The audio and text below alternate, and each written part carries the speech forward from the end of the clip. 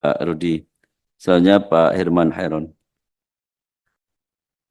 Terima kasih pimpinan dan seluruh anggota Komisi 6 yang saya hormati. Pak Rosan, Menteri Investasi, Kepala BKPM, dengan wakil dan para eselon 1 yang saya hormati, saya banggakan. Pertama, selamat Pak Rosan menjadi Menteri kembali, dan di pundak Bapak harapan besar, investasi semakin baik, semakin berkualitas, dan sebagian pertumbuhan menurut saya harus firm dan tentu jangan mengingkari terhadap data sebenarnya. Ini penting. Oleh karenanya, kalau ke depan ada revisi mungkin terhadap target-target, menurut saya secara kerasionalitasan dengan berbagai persoalan lebih baik sejak sekarang daripada nanti kita sudah mentargetkan terlalu tinggi tetapi capaiannya rendah. Ini yang menurut saya harus dirancang sejak sekarang. Karena kalau angka-angkanya terlalu tinggi, realisasinya tidak sesuai, maka target untuk meningkatkan kesejahteraan, target untuk meningkatkan pertumbuhan, untuk membuka lapangan pekerjaan, ini tidak akan tercapai. Nah, ini akan mengganggu kepada instrumen pertumbuhan lainnya, misalkan terhadap daya beli. Bahkan hari ini ada kecenderungan deflasi, ini juga menunjukkan terjadinya instabilitas perekonomian nasional kita. Oleh karenanya, dengan kemampuan, saya tidak ingin menggurui Pak Rosan, dengan pengalaman Pak, saya yakin bahwa investasi ke depan lebih baik. Itu dulu harapan dari kami. Yang kedua, kalau melihat dari anggaran untuk meningkatkan kinerja kementerian, ini yang menjadi tidak rasional lagi. Karena alokasi anggaran yang dialokasikan hanya 40% kurang lebih dari anggaran sebelumnya, tentu semakin kontraproduktif dengan target. Target capaian dari Renstra pada tahun ini adalah 1.239,3 triliun. Dan ada target yang ini menjadi target presiden, yaitu 1.650 triliun. Karena capaian sebelumnya dari target Renstra 900, kemudian hasil pelaporan 23 bisa mencapai, mohon maaf, 2022 bisa mencapai 1.200 triliun. Dari target 1.100 tahun 2023 dicapai 1.400 triliun. Nah, saya khawatir sebetulnya kalau investasi dalam 5 tahun ini ada dalam satu keranjang gitu, dalam satu karung. Nah, kalau diambil terlalu banyak di awal, ini bagaimana nih realisasi di akhir ini? Gitu. Kan hanya tersisa 4 bulan lah, 3 bulan, 2 bulan. Hanya tersisa 2 bulan. Nah, hanya tersisa 2 bulan. Kalau melanjutkan terhadap akhir tahun, berarti masih tersisa 4 bulan. Nah, artinya, apakah secara kerasionalitasan ini bisa tercapai dengan target, baik target Renstra yang 1.239,3 triliun, maupun target yang disampaikan Presiden 650 triliun.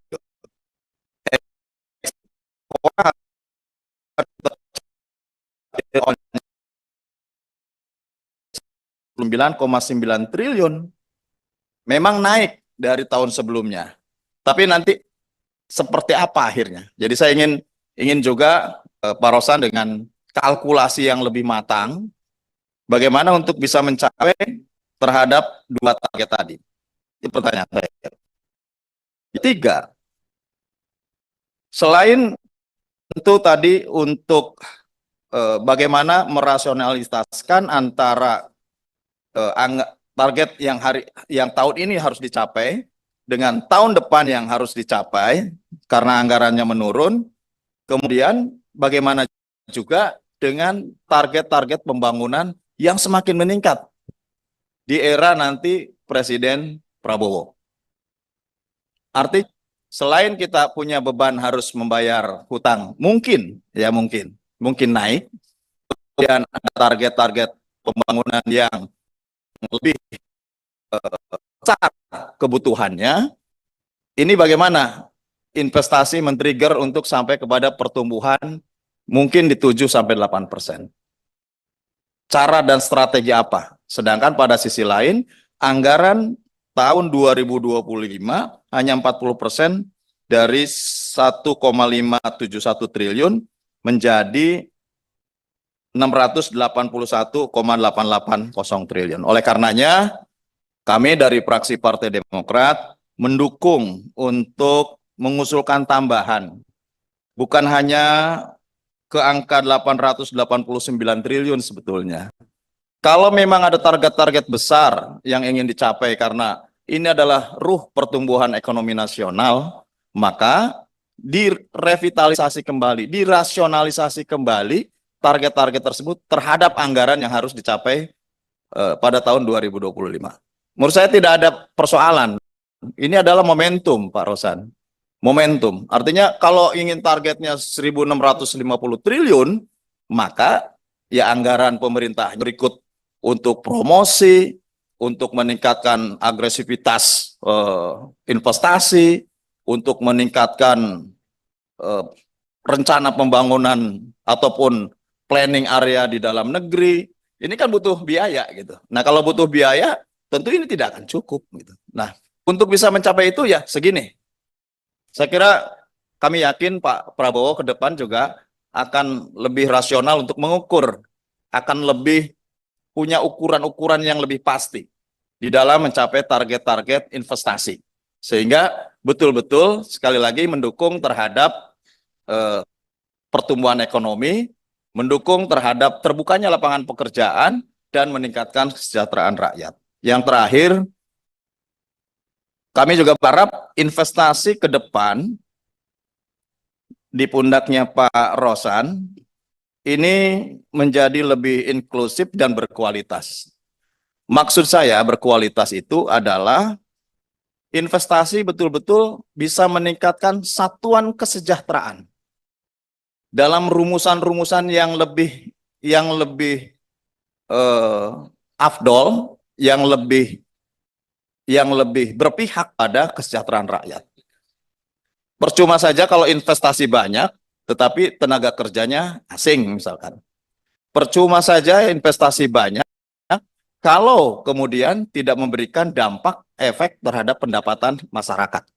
Ini yang korelasi antara peningkatan investasi terhadap peningkatan pendapatan masyarakat dan pada akhirnya terhadap daya beli.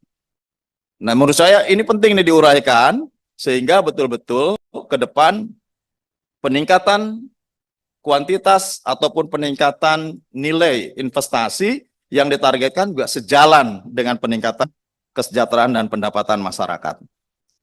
Yang kedua, berkualitas secara lingkungan, Pak. Contoh di daerah pemilihan saya di Cirebon, ada wilayah yang saya juga sedih melihatnya. Kalau saya kunjungan kerja ke sana, itu selalu kami akan melihat bagaimana tanaman palawija, pohon jagung, tebu, kemudian itu adalah area-area produktif. Area-area produktif untuk sektor pertanian. Nah, sekarang sudah tumbuh pohon-pohon beton dan pabrik-pabrik di situ. Cirebon Timur, Pak. Mungkin Pak Sekjen pernah ikut dengan saya ke sana. Pak Sekjen atau siapa ya yang pernah ikut ke... Kan kalau Sekjen kan hilirisasi ya, ke Babel kemarin.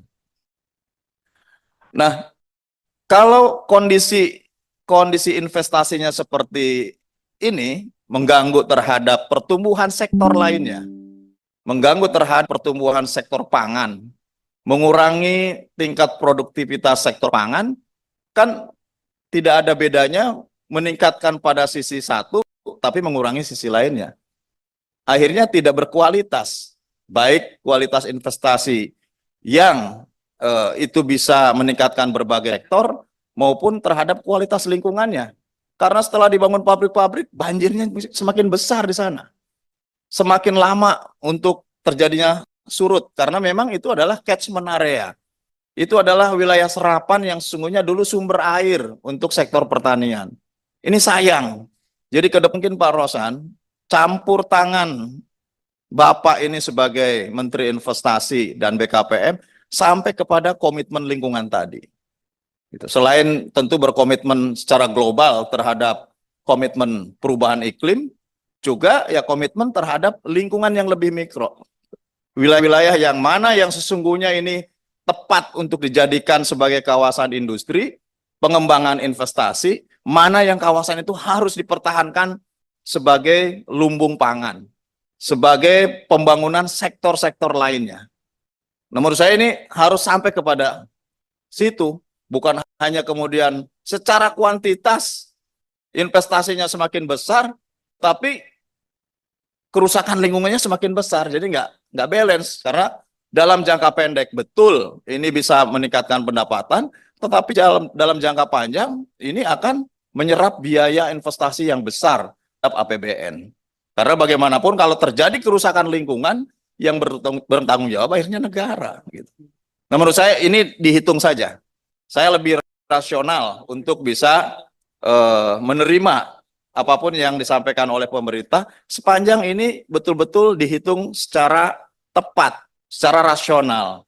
Nah, kalau memang, target ke depan Pak dengan situasi internasional, kemudian ketersediaan kawasan dan lain sebagainya, termasuk mungkin kemampuan tenaga kerja, maka investasi mungkin maksimal 1.000 triliun. Nggak apa-apa, tetapi kualitas tinggi, kualitasnya bagus, dan rasional gitu. Betul-betul target-targetnya secara rasional terukur memang itu adanya gitu. Saya kira itu Pak Rosan, dan mudah-mudahan ke depan saya kira akan lebih baik dan investasi akan lebih berkualitas, tentu pada akhirnya bisa menjadi penopang terhadap pertumbuhan ekonomi dan meningkatkan kesejahteraan seluruh rakyat Indonesia. Terima kasih. Assalamualaikum warahmatullahi wabarakatuh. Waalaikumsalam warahmatullahi wabarakatuh.